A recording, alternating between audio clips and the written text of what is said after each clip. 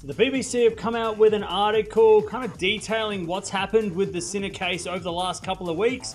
Of course, it came to a conclusion the other day, about a week or so ago, when he accepted a 3-month ban or settled for a 3-month ban. Let's go have a look at the article, some of the more interesting points of this article.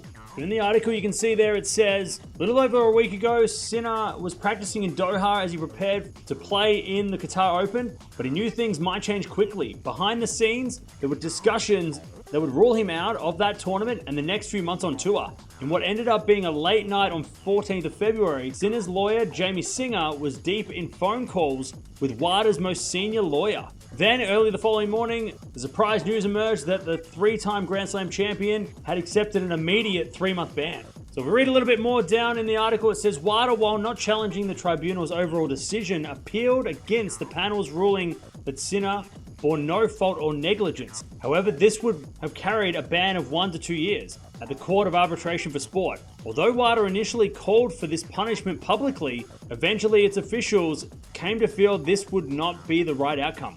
With time ticking before the CAS hearing in April, WADA made 2 approaches to Sinner's team with a case resolution agreement. The first attempt was rebuffed as Sinner's team wanted to submit the full defense case first. That was held over the 31st of January and into early February. The first concrete discussions began after the second approach. But with Sinner always sure of his innocence and confident he would face no ban, would he accept a 3-month suspension? His lawyer, Singer, said it was quite tricky to convince Sinner to take the offer. And this is what his lawyer actually had to say in the article. He said, when I was saying, well, look, maybe we should settle for 3 months, he was saying, well, why would we do that if the first independent tribunal found it was no ban at all? Why would I accept 3 months now?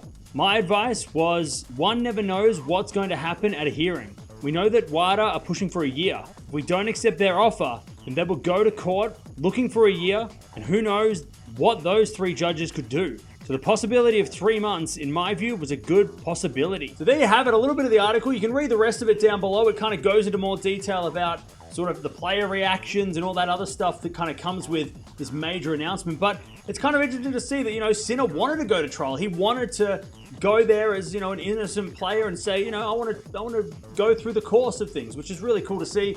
Of course, the lawyers kind of stepped in and went 3 months is not that bad considering the timing of everything as well. So, that's great to see that, Sinner was willing to potentially be banned for a year and, take on WADA that way. But very interesting to see. Does this, I guess, change your opinion on anything? I know this is probably the last video we're going to discuss on this until he comes back, because I don't think there's any more details, really. I mean, we've gone through everything almost 3 times over at this point, but it's very interesting to see just kind of like the minor details through this article. Definitely give it a read if you're interested down below. I'll put the link down below. So there it is, very interesting article by the BBC, hopefully clarifying some of the details of this case.